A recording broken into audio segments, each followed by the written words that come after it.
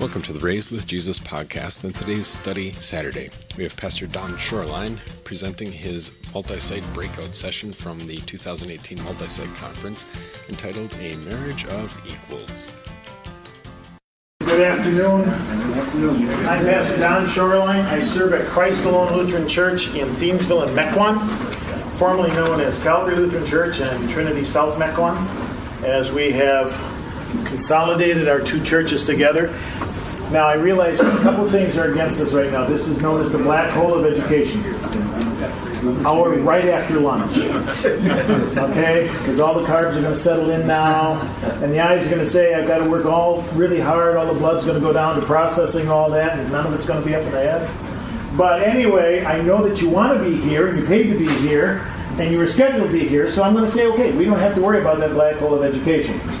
So we're all set with that. As you come in, there's some sheets. John, can you see that they get those, please?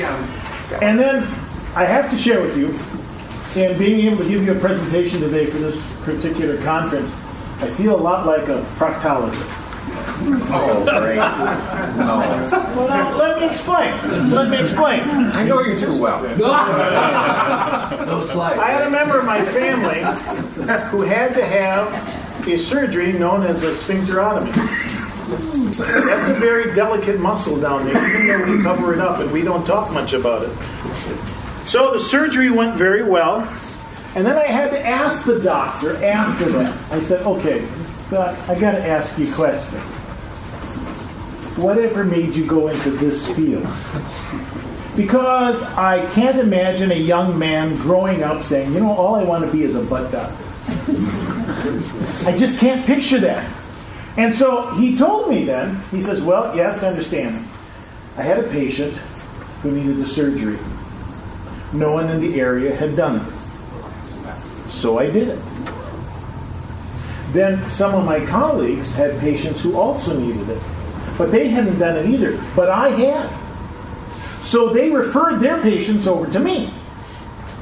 So then I not only did it once, I did it twice. So then I figured I might also specialize. Because they now believe I'm an expert in that field. We've consolidated with two churches. I've done it once. That doesn't mean I am the go-to expert, but I am very excited about it because the Lord has blessed our work gathering together. Now, just so we get a little picture here, this is a merger of equals. We have 4 congregations. Now, we're kind of like the well set up in Mequon, Thiensville. All 4 congregations are within 4 square miles. We have Calvary, which would have been, it's formerly known as Calvary. That's in Thiensville. And everybody knows where the seminary is. It's just down the hill from the seminary. We have Trinity West. This is St. John's East. There are 3 miles to the east of Calvary. We have Trinity West. They're 1.5 miles to the west of Calvary. And we have Trinity South, which was 2.5 miles to the south of Calvary. Okay? You could walk to any of them from any of them. Okay? And, well, we thought, you know what? We should probably do something about that. And so what happened then was we had the pastors get together. And we got together. There were 4 of us at the time. Eventually, Calvary added the second pastor, so there were 5 of us. And we got together to meet, and we said, you know what? We should probably do something about that. So I'm going to give you a basic outline. It's really simple. We're going to review what we did. Okay? Now, this is not, as I mentioned, it's not plug and play. What we did may fit and may not fit. Okay? I listened to Monty's. Anybody go to Monty's presentation? Oh, good. So you're going to hear their kind of in what we've already done. Okay, we did it a little differently than they did.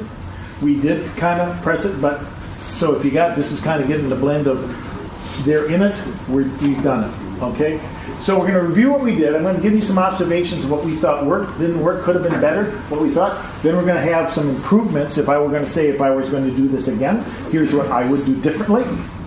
All right? And you're going to get basically my opinion on that, but my associates and friends agree with me on this.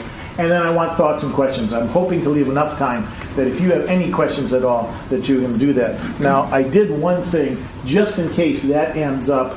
If you notice, and I'll talk about it later, There's a number 5 on your outline there. I put my name, address, email, and cell phone. Okay? If at any time you have questions or things, or I've got material here. We killed a small forest. We did more than the ash borer could have ever done to wood. We killed a lot of trees to print a lot of paper out.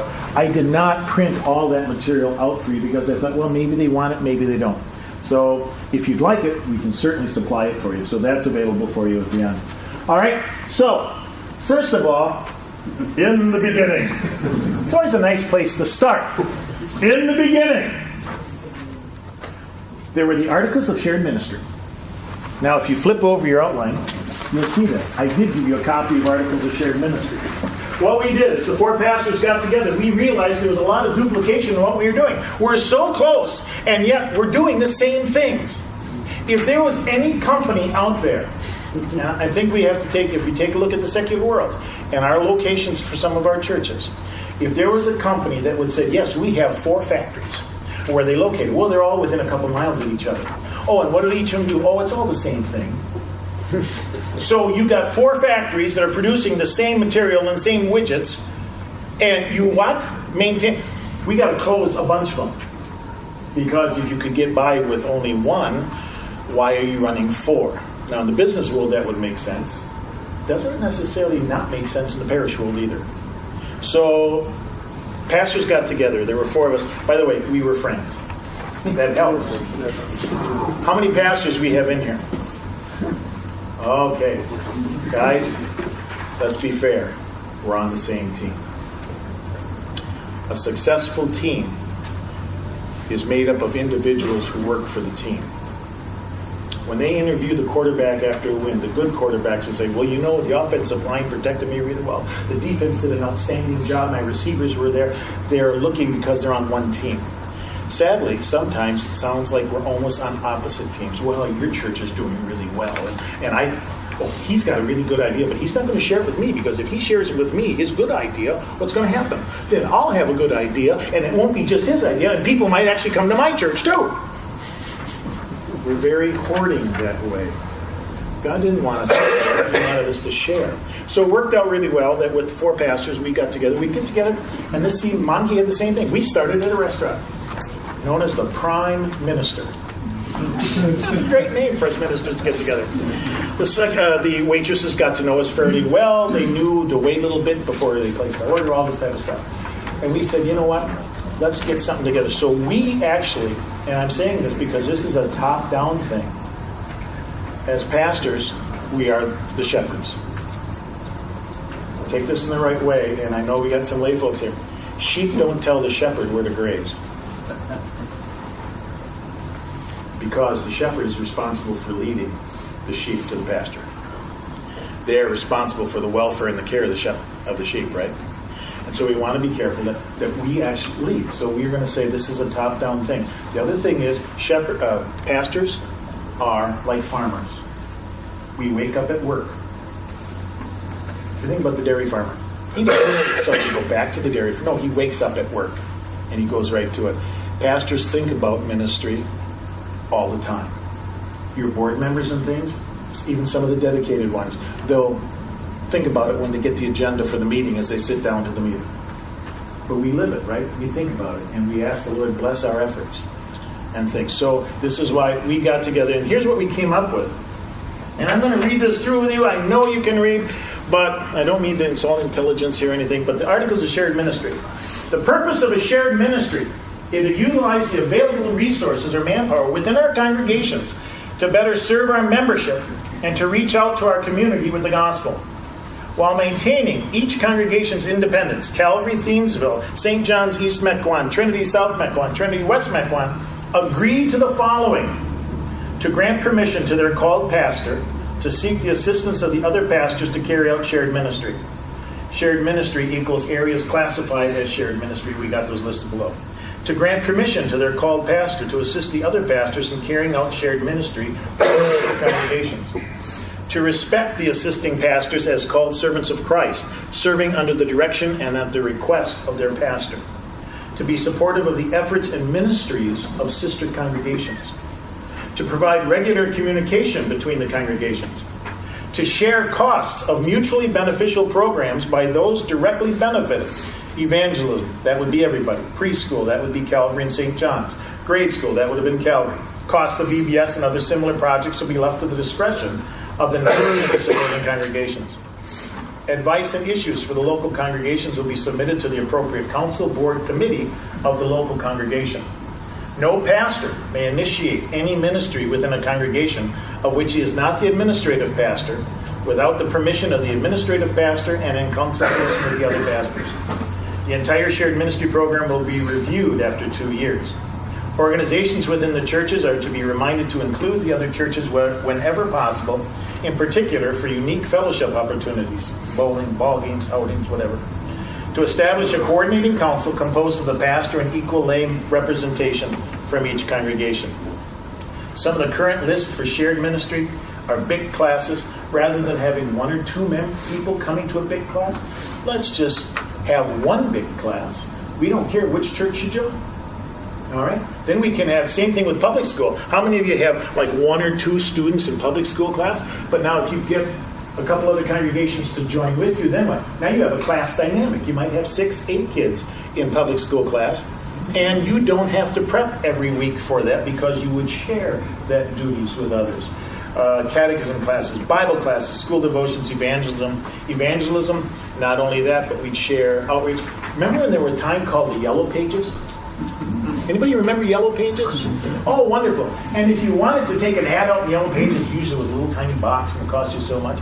But we said, you know what? Wouldn't it be good? Let's just get a quarter-page ad. So all of us put in. We had our own logo made up for the 4 congregations of shared ministry at Wells within Ozaukee County. And we took a quarter-page color in the Yellow Pages. And it was cheaper than running our little boxes. Okay? And by the way, it's really confusing for outsiders. I mean, that's our market, right? It's confusing for them to say, well, why are they there and you're here and you're the same? What's the difference? It's almost like, Orthodox Jew and Reformed Jew and all this other type of thing. So with that, we listed those limited public exchange. With the coordinating council approval, others may be added. We did that back in 2002 and 2003. That was really our start with that. We'd recommend, you know what, if you have people that are hesitant, we'll say, how about this? How about just agreeing that we'll share certain things? We'll do certain things together. Okay? And we did that for quite a while. We met every month as pastors. We met every month. We had even a joint evangelism checkbook so that every congregation put in, each congregation according to size, so that Calvary, because we were the largest, we put in 60% of the budget. 2 of them each put in 15% of the budget, and 1 of them put in 10% on the basis of their size. Okay? We did stuff jointly in parades, floats, and everything else. We did all these things together. And it was working. But then we realized, you know what? It could be better. What could be better? This is my test just to see that the carbs aren't taking over right now. What could be better? One identity. Why all the separate things? Okay? And so what we did is we said, let's bring that idea up to the congregations. Let's see about making one congregation out of the 4. Okay? Now how do you do that? First of all, you go to the councils and you go to the congregations and you say, how about this? Is this something that would be worth pursuing? We chose not to go ahead with it until we realized it might be something they wanted. We weren't going to spend hours and hours working on this, and then somebody said, well, we didn't want that to begin with. Why bother?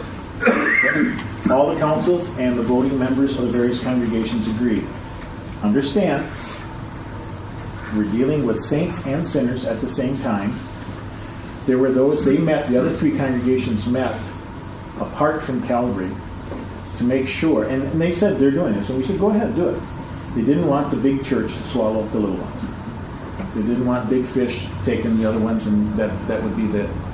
We said, fine. They said, okay, let's go with the idea. All right, so then we had a committee that went together, and we came up with the following program.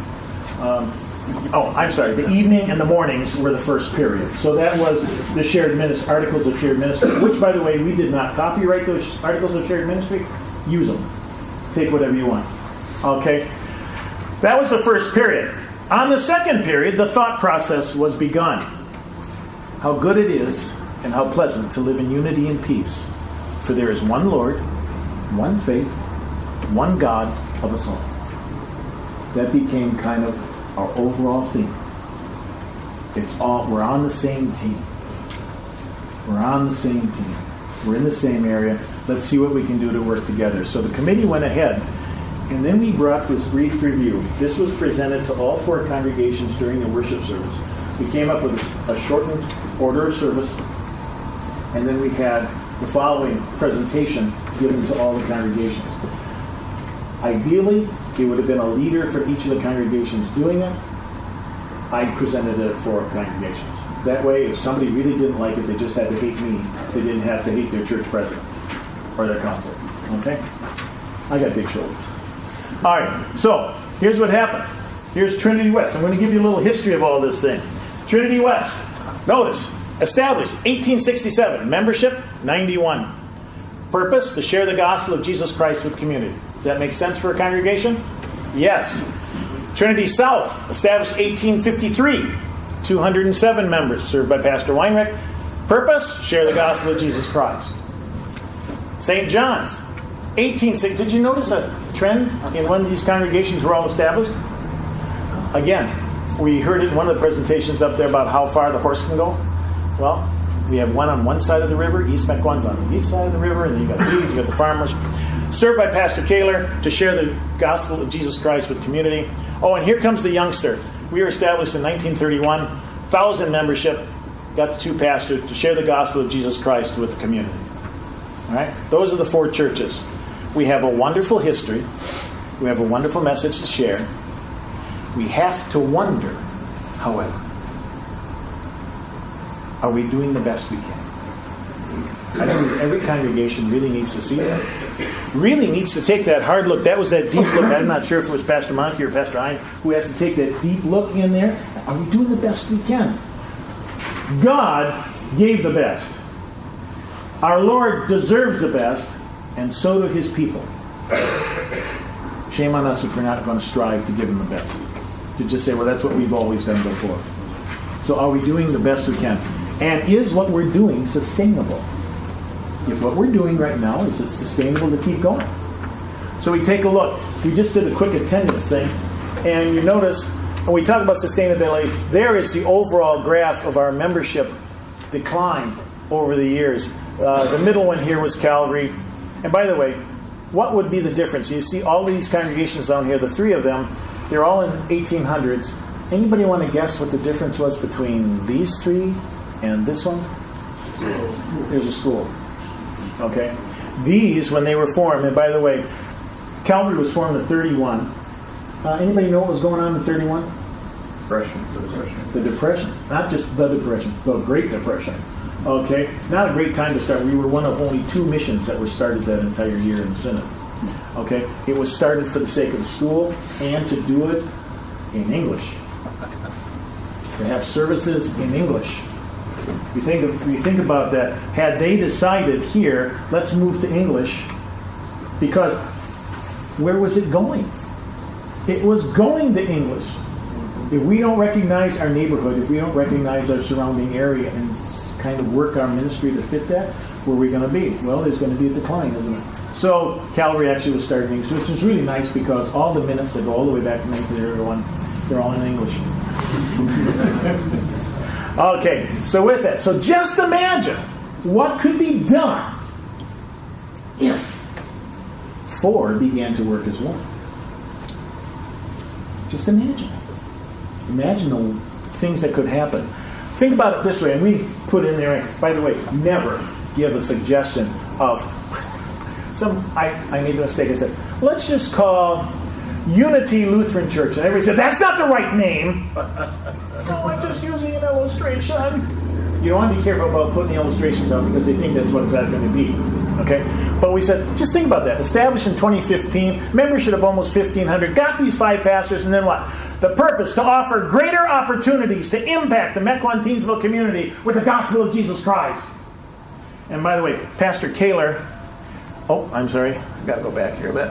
Pastor Kaler served in Afghanistan, in the Marines. He didn't just want to make an impact. He says, I want to make a boot print that they know we were here. Question to ask. If your church would close, would there be any impact on the community? Would there be people who are saying, oh, we can't let them close? That's just one of those philosophical questions. What impact do we make on our community? If we were to close, would anybody know? So, with that, it goes on. What's our mission? Well, there it is in Matthew. We talk about the Great Commission. And guess what? It is really, go and make disciples. What is it not? Go and build church buildings. Go and build school buildings. Go and establish groups. It's go and make disciples. Always. When they talk about, man, keep that mission in front of everybody, that is our mission. And sometimes I think we lose it too. Even as pastors, we sometimes lose the focus, the drive, the zeal. What was it for Paul? The love of Christ compels me. I got to do this. Now, I haven't been beaten with whips. I haven't been imprisoned yet. Any of that type of stuff. Paul had been, and he still kept going. Because the love of Christ for souls compelled him to go on. And so with that, what's our ministry? Well, how about a focus? Somebody once used the illustration of the fact that, we're spread. As pastors, we're GPs, general practicing pastors. Okay? We do it all, right? We're a mile wide, but we're only a quarter inch thick. How nice it would be to focus on one aspect of ministry, huh? How about focusing in ministry that way? How about focusing in ministries to our seniors, to our youth, to our families, to the hurting? That you have the time to have a focus, that there'd be somebody who, they're going to make sure the seniors are going to be taken care of. They focus their attention, and they give a lion's share of their time to those things. Can't do it if you're a GP. Because guess what? You got the sermon to do, you got your Bible classes to do, you got your shut-ins to visit, you got the hospital to visit, you got your own preparation to do, you got your own devotional life to do, and if you're married, there's this family to take care of, right? Okay? We take a look, other ministries, to the married, to the collegians, to the shut-ins, visitation. We think of all these various things, all these aspects of ministry. Outreach to the community. What usually gets left behind if you're trying to do the others well? Outreach.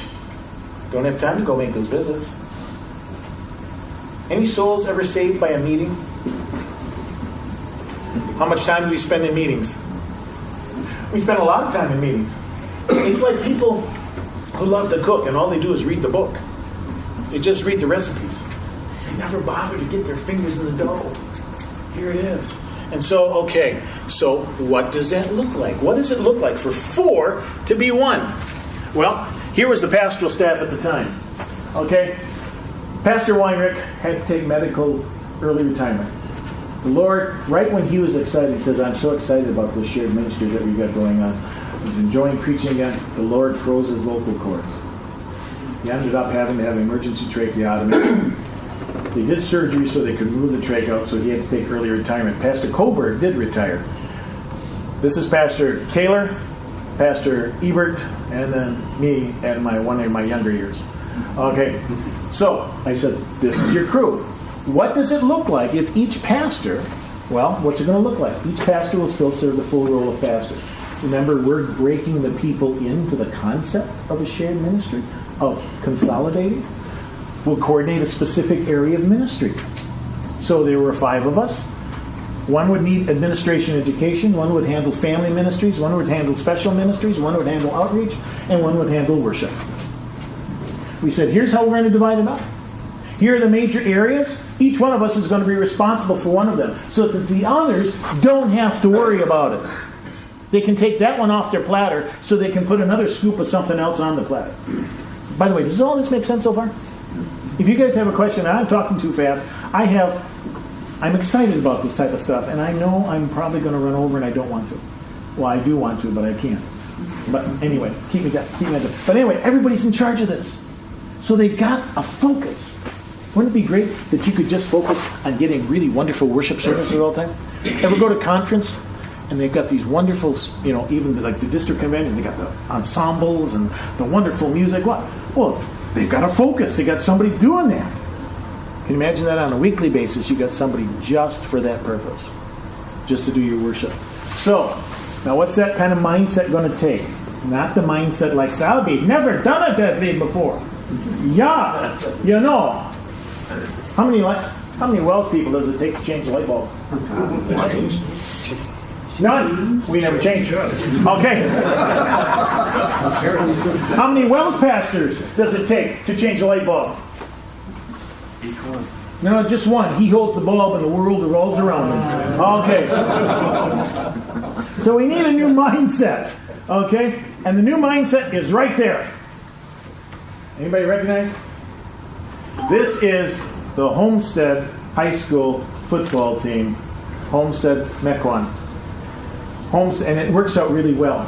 They are perennial favorites. They are, again, this year in the D2 state finals this coming weekend.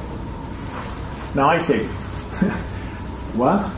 This is their varsity, JV, freshman, 5, 6, and 7, and 8th grade football teams all together for one picture.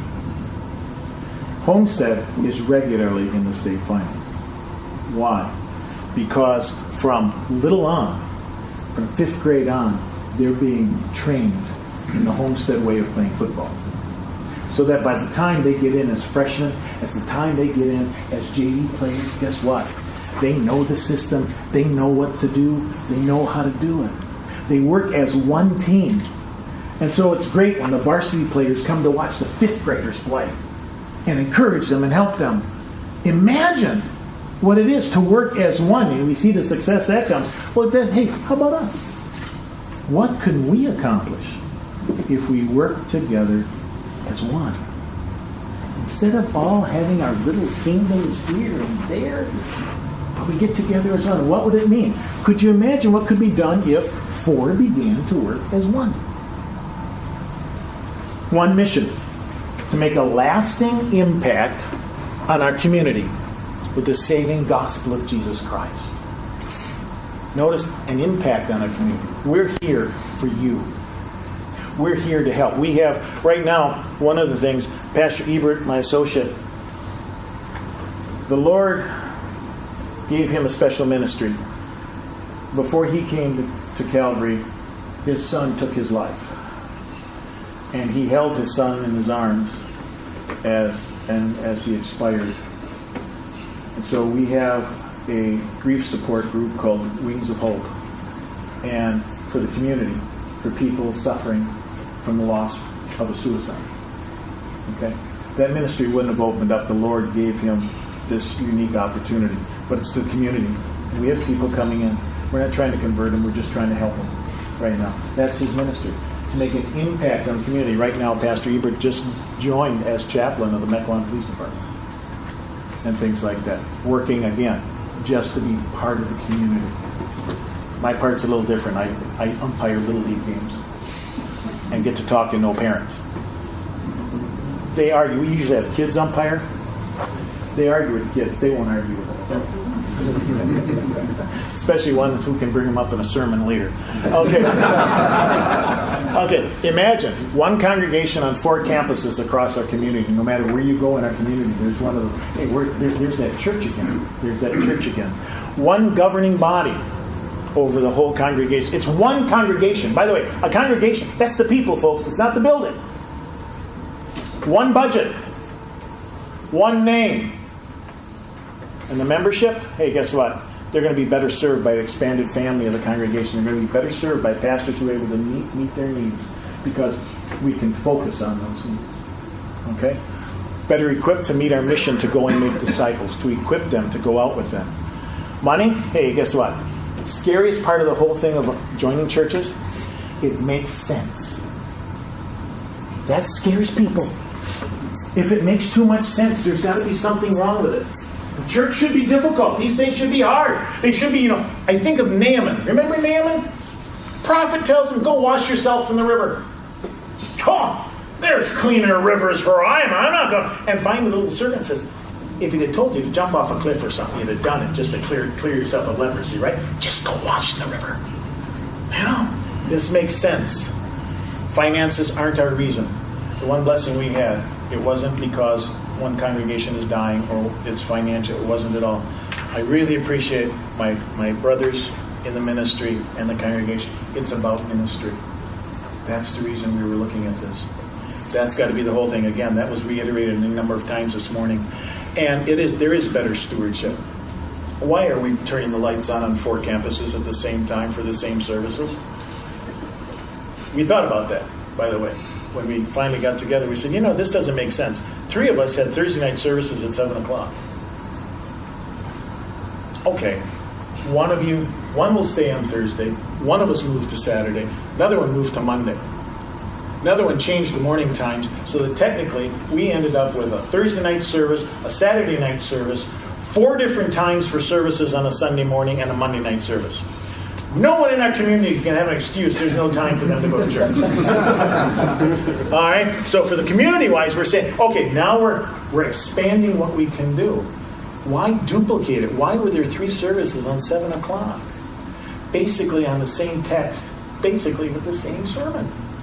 There isn't a whole lot of originality in the wells, folks, because Scripture says it, that settles it, right? That's what we preach. So we take a look at it. So what's that mean for us? It may mean changing the way we see and do things. Okay? We got to be aware of that. Change is scary. How many of you would have loved your children to stay at 2? The terrible 2s. I think we want change then, don't we? We want to change. We want our children to change so that we don't have to change them. We like that change, don't we?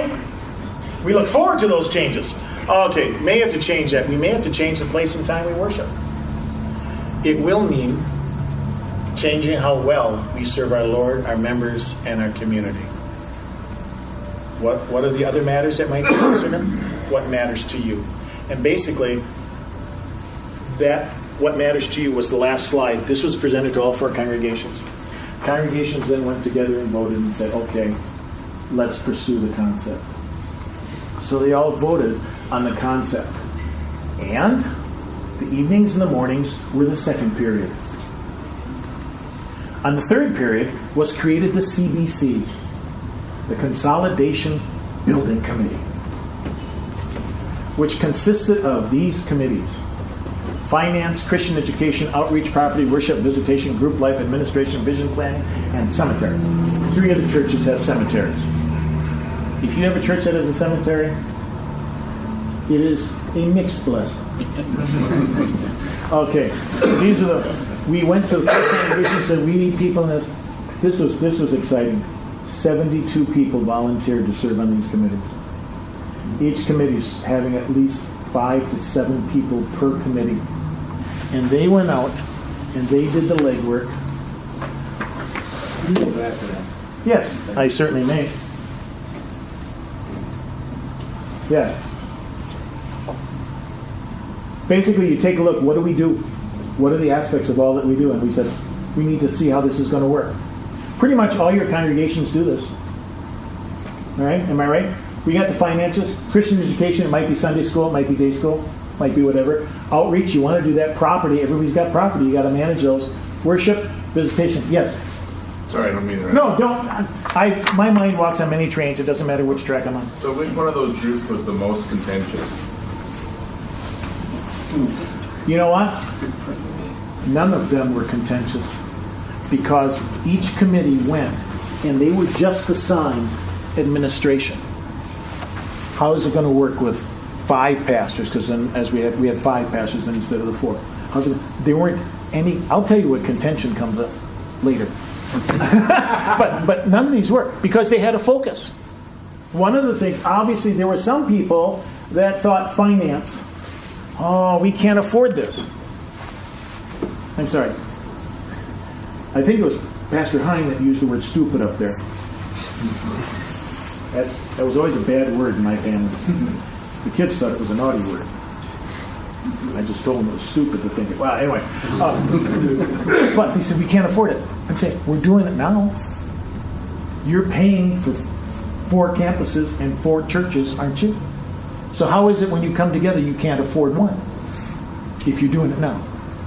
Sometimes logic isn't always in the, when there's passion. Anyone else? Thoughts or questions right now up to the point here? What do you mean by group life? Group life, that would be ladies' aids, pioneers, youth group, and anything like that we would have. Any organizations within the church. Dart ball, that's group life. How do we handle all these things? Okay? Then, everybody good? Thank you. Sure. Okay, so the evenings and the mornings were the fourth period. And the fifth period, voters' meetings of the church were held on the same day. Now, a couple things are involved here. I didn't print this out. Making a greater impact with the gospel of Jesus Christ in the Mequon-Thiensville community. A template toward the consolidation. It is 56 pages long. Okay? Each of those committees came up with a SWOT analysis type thing. What are our strengths? What are our weaknesses? What do we think it should be like? And each of them wrote it out, and we had a booklet prepared for them. That was also incorporated by work that was done. We divided the congregations. We had at least 12 or more meetings where people were invited to come and help with the planning of the vision. The vision and mission statement for the new congregation, what they would like to see. We asked them, what are our weaknesses? What do we need to get strong? What would you like to see? And boy, I tell you what, when you get them in group settings and you divide the group into smaller groups and they start talking about it and they realize, and then we compiled all these, gave them to the various committees so that they can see what people are looking for and how we might deal with these things. Excellent piece of material there. We also produced one of these. And we got a little nifty. We thought, okay, this is good. We're going to go professional printing, get multicolored and stuff. This is frequently asked questions and answers. Questions such as, it gives you the why we're looking at consolidation. I'll just throw some out here. Like, would the merging of 4 churches cause a loss of tuition income for Calvary? Because, hey, now they're a member. In the unified congregation, will there be service? Where will service be held at what time? And so they gave an answer of what is all being discussed so that we tried our best to get everybody on board with everything that we were doing and all the decisions to understand there was reason. We're not just doing this in a void. We're not just doing this willy-nilly. Say, oh, here's a nice idea. No, there was a rationale and reason for all the questions that would come up and the discussion that we had. So we printed all these up. Everybody in the congregation was able to get one of these. So they had a full understanding of why we're doing this and what it's all about. Okay? And so we had those materials we shared. Then comes the time on the fifth period, the meetings of the churches. Well, I'll go back. We arranged that all 4 congregations would have a consolidation voters meeting on the same day. It was a Sunday afternoon or Sunday evening. Obviously, one of the things we recognized, if Calvary didn't vote in favor of it, the whole thing kind of goes down. Okay? So we kind of assumed that was a given, that we were going to vote in favor. The other congregations voted the same. We voted the same day, basically even at the same time, because we didn't want one vote one week and then, they didn't vote in favor of it. Everybody at the same time, same day, same time frame. 2 of the congregations chose not to. Trinity South chose to join with us. Okay, to consolidate 2. Now, what we did offer them, we said, it's okay. If you wish to join us later, you may. However, you will not be able to be involved in any of the planning of the new congregation. Which means you got to take what is there. If you come in at the start, you're involved in the whole planning process. If you don't come in, we'll certainly welcome you, but if there's a name change, well, guess what? We're not going to change it a third time. You're going to have to take what's there. One of the congregations had a history of not liking Calvary. That goes back, that's an 80-some-year-old. That's like Hatfields and McCoys. God's people can sometimes be cantankerous. sadly. But the fact is, they carried that hurt on from generation. They chose not to, and we kind of figured they wouldn't, because they just didn't want anything with Calvary. Calvary came and took away from them the concept that they would have been the seminary church. Okay? Not that we're the seminary church, but anyway, so we had 2 congregations voted not to. 2 voted to. Calvary actually had to have a second voters meeting, because originally they voted for a consolidation of 4 churches. So for good order, we had to have another voters meeting to consolidate with just South. And of course it passed. So, they were held on the same day. We had the meetings. On the 6th period, a new congregation was formed. And that formation of the new congregation officially took place on the 4th of June, 2017. Okay? We got a big tent. We went to the South Campus. Now, what we do, we have 2 campuses. To the public, it is South Campus, North Campus. To our members, it's Trinity Campus, Calvary Campus, to maintain the history. So like when we put out advertising or something, we tell them South Campus, North Campus, and things. So we put up a tent. We were all 3 of the pastors were installed as members of the new church and things. We had installed Stephen ministers at that service. We had a picnic. We had a catered meal. And the Lord blessed us with one of the most gorgeous early June days we could have picked. Okay? And so we had that. Before that celebration, however, well, there were a few things to take care of. We have to take care of a name. Contentious? There it was. Man, they said you could teach false doctrine more easily than you could change the hymnal. Remember that back 25 years ago when the new hymnal came out?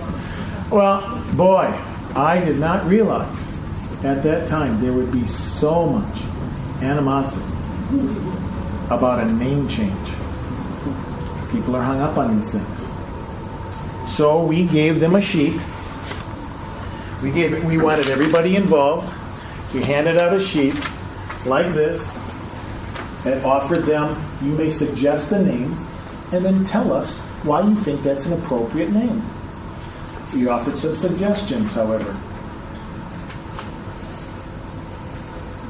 We want to, as you deliberate on this task, we offer a few suggestions in making your selection. We encourage you to avoid saint names, such as St. Paul, St. Matthew's. Foreign language names, such as Lumen Christi, which is the Catholic Church down the road. Zum Kripplein Christi, or Sola Fide, to mention a few. Nothing wrong with these names, mind you. But to avoid theological terms, such as Trinity, Calvary, Redemption, Sola, Zion, or extremely trendy names that may fall out of favor in time. We also realized when we're reaching out to the community, a name does mean a lot. So we ended up with, here it is, 110 name suggestions. Now that sounds, well, that's after we whittled it down. We had about 300 suggestions, but some of them were duplicates. So we whittled down to 110.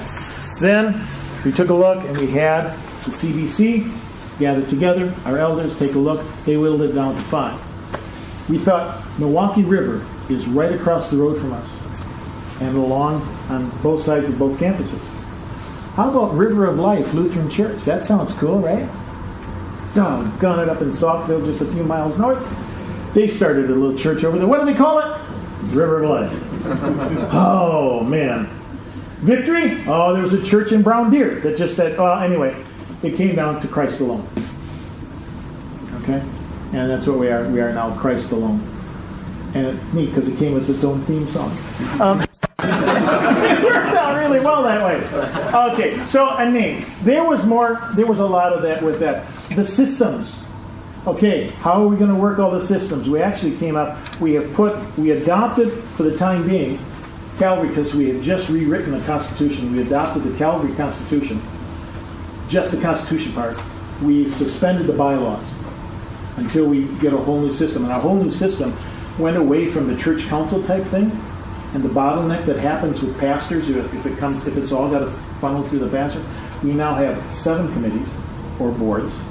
We have a school board, you have the board of elders, you have a worship, an outreach committee, you have member ministry committee, we have a property committee, we have finance committee, we have all these. Some of them are committees, which means we can have women serve on them. Some of them are boards, in which they are all elected, like the board of elders. Okay, that's a board. Board of education. But all the other committees, outreach and all these other things, are open to women as well. So now, all we do is meet, and each of those committees had to come up with their own SWOT analysis, their own plan. We moved to a fiscal year, moving to July 1st, and they had to come up with their plan. As long as they're working their plan of what they presented to the congregation as a plan of ministry, they're free to go. They don't have to, we don't have to okay anything. Nothing gets bottlenecked. We're working on that. It's really fascinating how this is working. Our elders, we divided the congregation into 12 districts. Each of the 12 districts has a district communicator, usually a couple that are there, and each of those are underneath one of the elders to maintain a close connection with all our members of all the times. And so systems are being put in place. Schedules, they talked about how do I give up my service time. We had one lady who said, bless you. We had one lady, she said that too, and bless you also. Okay. We had one lady who said, this is my pew, I will sit here even if there's no service going on. She's all smiles and giggles. She was one of the very first ones to see the benefit of what we were doing. She comes, we have Thursday night services and Saturday night services and Monday night services. Monday only during the summer.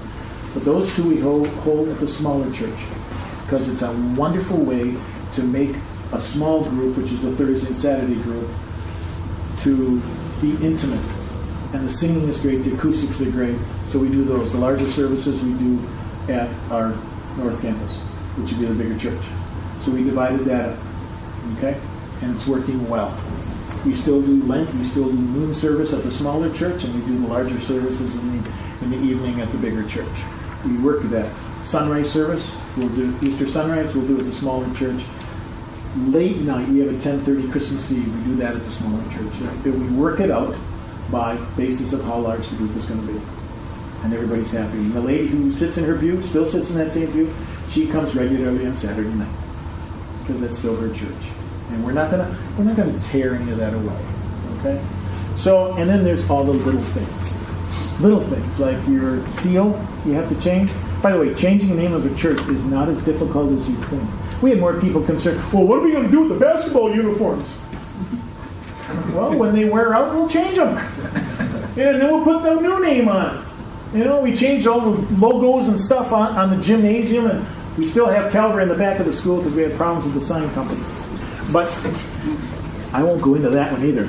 But those are just little things. Oh, you change your stationery. Call the state up. We got a new name. Fine. We have a new name on our tax-exempt number. We have a new name for our ES number for the federal. No problem. Change them. Show the documentation that you voted to do this, and you're all good to go. No big deal. The transition was smooth. The hardest part is being able, as a pastor who's been there for a long time, to always remember to say Christ alone. So, with that, in the beginning, that was chapter 1 when God showed us all that was created. Now comes chapter 2, how all things go into place. And so we do our SWOT analysis. If you're not familiar with SWOT, strengths, weaknesses, opportunities, and threats. Okay? This is a big one. Wow, the opportunities we've now had on Double Camp. We didn't even see all the blessings we had. When Pastor Weinrich had to retire, we did not replace him. But we've got 4 part-time folks now, paid staff. We have a parish administrator. He takes care of all the billing. He takes care of all the vendors. He takes care of all the business aspect of the church. We have a worship coordinator. She takes care of coordinating the choirs and the organists and all the music and all that for our worship service. We have a properties manager. He watches over, kind of oversees the trustees and property manager, property committee, but he oversees and he takes care of all the work that needs to be done there. And then we have a member ministry coordinator. Oh, is that wonderful? Martha, I need about 5 people to help paint. She'll pull it up on the computer, call them herself and say, you've signed up to paint. Are you available to paint this weekend? And so we got those 4 positions for the price of one pastor. Because we had his salary and now it's part-time. Guys, if you can incorporate a parish administrator at least, do take the paperwork off your desk. My desk is still full. That's just the slot that I am. But, for the longest time it was clear because I didn't have to deal with the phone bills, the sewer bills, any of that. I didn't have to sign off on any of that. I didn't have to follow up with the credit cards or anything like that. He does all that. He finds out if he found a phone line we were paying for and was not existent anymore. So with that, do the SWOT analysis. We're doing that now. We're still looking. We have a master planning committee, a vision committee that looks forward to see what do we want to do. We're still in conversation with St. John's. We are looking at combining our preschools. And if that works, there may still be opportunity for us to join with them. Now, I had promised that I'd offer questions. What's the schedule for today? I got till 2:30? Excellent. Okay. Anybody have questions or comments, insights, wonderments, and ponderings? Yes? Those 2 congregations that happened not to join, have they had remorse about that? Well, the one congregation has actually now taken on Professor Tiefel from the seminary. He's planning to retire in 2 years, so he's kind of their retirement batch. They've chosen I'm not breaking the 8th commandment. They've chosen just to be themselves. Okay? And they're down to the attendance is up to 20 now on Sunday. So they've got seminary students preaching a couple times a month, and Pastor Tiefel, Professor Tiefel comes in. That's their choice. That's their choice. And things like that. And St. John's, Pastor Kaler is all in favor of it. He wanted the blueprint.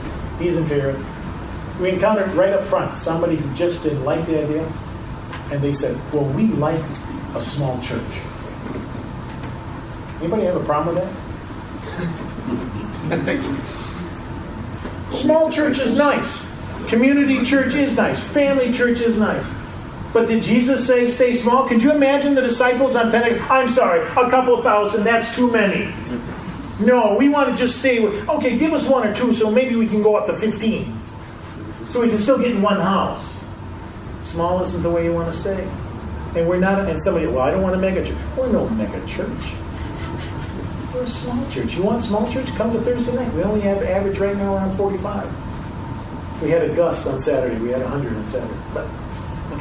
But we think about it. It's the gospel message outreach. And what a neat thing it is. So they're still there. And we've actually had some folks who, when they saw how it's working, I know at St. John's, they said, I would change my vote in a heartbeat. And so it still may be there. That's still open for them. Other thoughts? Yes. So the South Campus has no Sunday worship? No Sunday worship. Probably one of the harder pills for them, not to have a Sunday worship. But we have Bible class in between our 2 worship services. And to utilize the manpower, we said right now, and Sunday school is on the North Campus. They do not have the rooms for Sunday school on the South Campus. So we figured if we're going to have Sunday school on a Sunday morning, and also we get about 100 for Bible class in the morning, on Sunday morning, plus the Sunday school, and that fits in our campus. So that was difficult, but they've, we were there Thursday, Saturday, and during the summer we're there on Monday. And I know there's some. I know that was St. John's had a problem. They didn't like the idea of an empty parking lot on Sunday morning. And so if they should join with us, we think we have that accommodated because we can squeeze them in between our 2 morning services. Yeah, we were talking with another church on Hudson, and that was the big thing was we wanted to have Sunday morning services. So that's the big controversy at our church.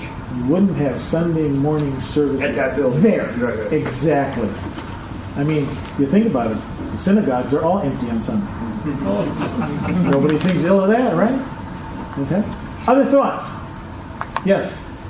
For membership, do members choose a location Or is it just one big membership? It's one congregation. We have one membership. And one of the things, it's delayed now, it won't come out till the 1st, but one of the big things we went to right away is got a pictorial directory with everybody in. It's one set of envelopes for everybody. It's all one congregation. It just happens to be that we can worship at 2 different places. It's like for your elders and for shepherding, how do you divide them up then? You do it by just... As far as the districts right now, we have our districts divided geographically so that we get people, we have 12 districts. And each of them, what we did is we had, hey, just invite the people over. And so they did. They invited people that didn't know the people. Who are your neighbors? We had a little campaign for our school at one time where we put a Calvary sign out. It's amazing. People say, I saw a Calvary sign out in their yard. I never knew they were a member. And so we're working at neighborhoods.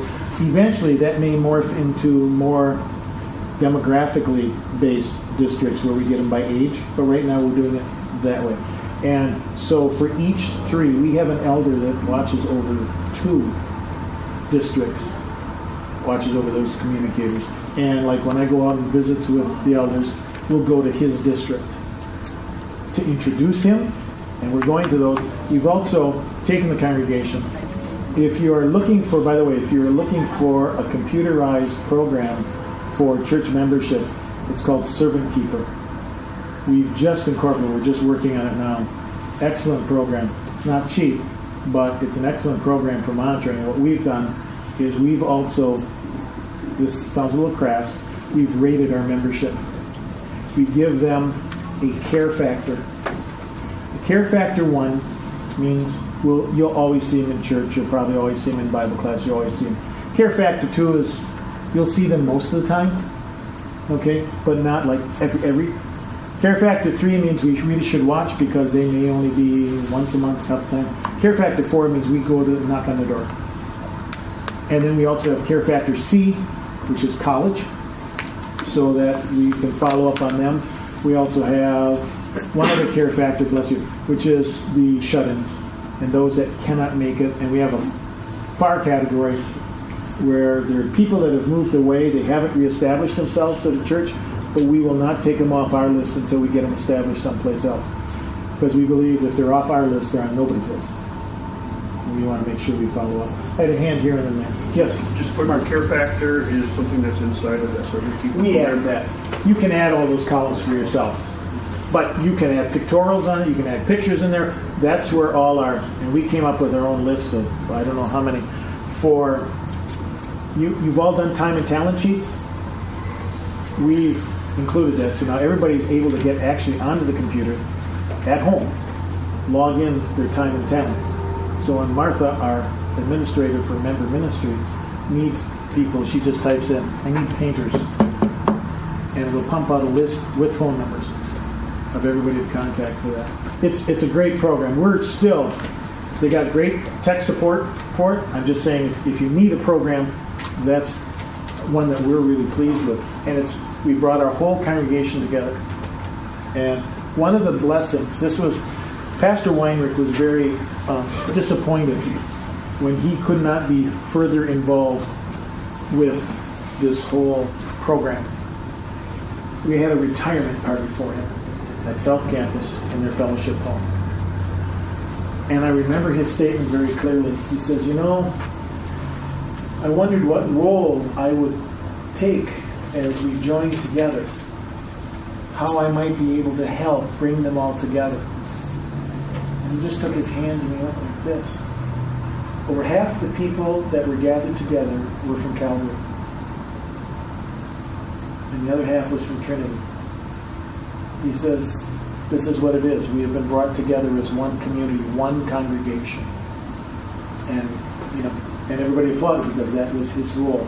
Even in his retirement, he brought everybody together realizing we got one purpose in mind, and that's the gospel of Jesus Christ. There's a hand here. Tracking attendance, do you do that just by communicant whenever they have communion, or do you have more? We track attendance. We have friendship registers. Sure. And we have the secretary Monday morning will take them, and you can put them on Servant Keeper. And then if you want, what we've been doing for our elders We get a list of anybody who hasn't attended in the last 4 weeks. Now, Pastor Ebert and I go over it because sometimes they don't sign the book. And we'll say, well, no, they were there, or I've seen them there. So we go over it. But then the elders have a reason to contact. As far as we know, we haven't seen you in church. So certain people will keep track of that for you as well. You also do that for Bible class? No, we don't keep attendance in Bible class. We have 7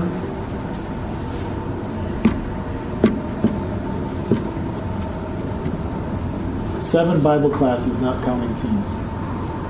And with that, by the way, the blessing, now with the South Campus, they have an old church built way back when. It's got one of those fieldstone walls in the bottom. They schmutzed over it with plaster, and that's all coming back. So we cleared it out. We call it the underground. That's where the teens meet every Wednesday at the underground. You still got a lot of work to do, but we're going to have, you talk about getting teens involved, we're going to have them do the demo for us. They got to take the ceiling stuff off. They got to do this. They're going to do the painting for us. It looks like it's underground because of the way that plaster and all those rocks are falling out. But it's their ministry. We got a senior assistant who leads that every Wednesday and stuff. But we have 7 Bible classes, so we don't take. Though we do have for the Sunday morning one, we have a lady who's in charge. She makes sure everybody's got a name tag. So she even developed a file that you can come in and pull your name tag and wear it so you know who you're sitting by in the Bible class. Other thoughts on the consolidation? Anything that you could see? Anything you could see you could import yourself? Because then I'll go, since I've got a few minutes yet, I'll tell you a couple things we might do differently. Yes? It seems like, and you mentioned it as one of the struggles, and it's one that I would anticipate as well, is people get very tied to, it was mentioned in another presentation, the location, the building, but they also get very tied to the identity. You mentioned how hard it was to come up with a new name. Yeah. Any advice now looking back? And I think in reality, you're not as popular as you think you are. Calvary's been there since 1931 at that same location. They had a smaller church that tore it down and built a big one. People ask me where I serve. I said, I serve at Christ alone. Where's that? I said, you know where the library is? Oh, yeah. We're right across the street. Oh, I drive by it all the time. I never knew that was there. We're right at the corner. When you go down the line, our church is right in the middle of the road. If you've ever known our location, how can you miss that? And there are a lot of folks that don't know there's a school attached behind it and stuff. So I had to share that with our folks. We're not as popular as you think, because if Calvary would have closed, again, what impact would there be? What impact would there be? If you were familiar back when there was the talk of moving MLC, back in 95 in the consolidation. That's why we preferred consolidation versus amalgamation, because amalgamation took a bad turn in 95 when that was all happening. But there, boy, I tell you what, they were at the doorstep of MLC. They didn't want that college to leave because that would have an impact on the community. I think our churches should have that same impact. And the joy of getting the message out to them, that we're working together, that we're on the same team. Oh, wow. I mean, I'm excited because now with St. John's, it'll probably go for sure that we will have a joint preschool together. And we're working on how we can cooperate. Are we going to have to build over there? Maybe we are. This would be good. They've got an excellent location. They've got people who work in Milwaukee who drop their kids off for their preschool program because it's on the way to work. We can work on it. Okay? Yes? I gather the sense that your presentation is different because the merger was not so much a very healthy congregation and a dying congregation. It was more in the middle. What are the dynamics of trying to convince people of the benefits of the merger when there's not that pressing need necessarily? I think we go back to, can we do it better? How can we do this better? Again, are we going to be spread a mile wide but only a quarter inch thick? How about really focusing on ministry? People always say, well, we can't forget our teens. Well, then focus on them. I don't have time to focus on them as well as I would have if that were my key thing. if I could dedicate 60% of my time to youth ministry, oh man, what a joy that would be. But I got to divide it all up. Now, of the 4 congregations, admittedly, Trinity South and Calvary, this isn't a measure of success, but we were regularly in the black. At the end of the year, all the bills were paid, okay, and we didn't have to take a loan or hit the line of credit or anything. The other 2, not so much, okay. Not that they don't have money; they're working off of some funds that are built up. And one of the things I can share with you with Trinity South, they had a building fund that people had donated to for the use of Trinity. So we said, fine. Any improvements that we need to make will come out of that fund, so that it's not going to go nothing will go to the north. Anything we need to do, if we want to improve, if we want to put carpeting in someplace, it'll come out of that fund because you donated it for that place and that. So we kind of met that challenge there as well. But the money they gave for their campus, it'll be used there, and we'll use it. Underground needs a little work. Okay. Other thoughts? How many of you have an opportunity for something like this to happen? Okay.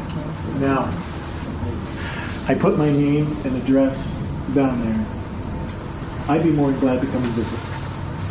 I really would. I've got a visit scheduled in November over towards Beaver Dam. Is there anybody here from the Beaver Dam group? I got a visit scheduled in November there. Don't have a visit scheduled with you, but I know Probably early next year, hopefully summertime next year. I'm more than glad to come down. I'll bring one of the other guys along with me if you like. But I'm excited about this. If you want any of the materials, you can take a look at the materials we had up here if you want to take a look at them. See, the difference between this one and those of you who went to Monkeys, you notice he's now getting to the stage of doing it. We've celebrated a 1-year anniversary, and the blessings that we've had and the excitement is still there. If I were to do things differently, I would, since it was kind of from top down a little bit, I wouldn't give them as many choices. We tried to get everyone's opinion. If I were to ask everyone's opinion here, I'd have as many opinions as I have people in the room. If you have a plan, and as I shared with people when the votes were coming out, I said, a good idea is still a good idea, even if people don't vote for it. Hey, we just went through elections, right? I don't know if there were any good ideas there, but the fact is, if it's a good idea, if it's to the glory of God, if it's to the benefit of souls, if it's to bring other souls in, it's still a good idea. And so I might have been a little bit more dictatorial with it, and just let them dislike me. Okay? One of the things, I think most of the pastors that I've talked with so far have been at your place for a while. You have hopefully earned the trust of your people that you're not going to leave them strange. I think that's important. That they've got to realize you're not trying to pull something, you're not trying to do something to be like anybody else. You know, when we were first doing this, we realized that we were probably on the cutting edge of this whole merger thing. Because we didn't have anybody else to follow. And it worked. God was good to us. Idiots that we were trying to do it. He says, here, I'll help you with this. Even to the point of having to call Pastor Weinrich out. You know, we'd say, well, that wasn't in our plans. The Lord had better plans. And it was all good. And Pastor Weinrich, by the way, is doing fine. He's retired up north of Green Bay there. You know. Anyone else? Yes. You know, your churches, both campuses are in the same city, not very far apart. Most of the ones I've heard of and the ones we're thinking of are much further apart. The next town over, 15, 20 minutes drives and stuff. So some of the things would definitely make it harder. There, my recommendation, no extra memory, I'm a proctologist. The fact would be the articles of shared ministry. See where you can do things together and grow from there. There are things. And really, in today's day and age, let's be fair. 15, 20 minutes? Car isn't even warm by the time you get there. I agree. You know, and so it's not so far. It's not so far that we can't go. Jeff. And just to that point, before I was here in Jefferson County, soon you dead cat, you hit 3 wells churches, and they're all the same. I was up in the northern edge of the Nome City in Bemidji, Minnesota, and people would have to come like 100 and 110 miles to get there to church. So it kills me now. I've got 2 churches I've got there, but they are precisely 16.8 miles between them. And yet there's no way I would ever be able to get across from this one to come to the other. Yeah, I know. It's just a strange They always, when I served in Minnesota, it was too far for people to come from the cities to New Ulm, but everybody could drive from New Ulm to the cities. Okay? Yeah. My son, who serves up in Grand Rapids, Minnesota. Now, if you don't know where Grand Rapids is, it's an hour and a half northwest of Duluth. Yeah. Okay? He has to go quite a ways. His members have to travel quite a ways to get there. But they come. Yeah. And it's all about ministry. Now, I hope to be around. Yes. Final question. I got 2 minutes. All right. What did the big congregation have to say no to in the merger? Is it the name? That was about it. They saw that it was about ministry. I was really pleased. Our folks went on board. They said, this just makes sense. This just makes sense. It made sense to do all 4. Now, the one thing when we do all 4, we didn't necessarily, we had in mind what we could do. You can repurpose buildings as well. We also realize in our area there's a lot of Russians, there's a lot of Spanish, there's a lot of Hmong, there's a lot of different things. We could have done different language, so we still may. We still may work at that. We've added Jesus Cares to our program now in the South Campus because we didn't actually have the room for it in our school. We've added that opportunity. We've added all these other things, and it's just going to grow. And we're excited about that. And if you, like I said, the numbers and stuff are there. I certainly appreciate your attention. And remember, get your colonoscopy. It's a simple test to find out if anything's wrong. And if something's wrong, guess what? They fix it right away.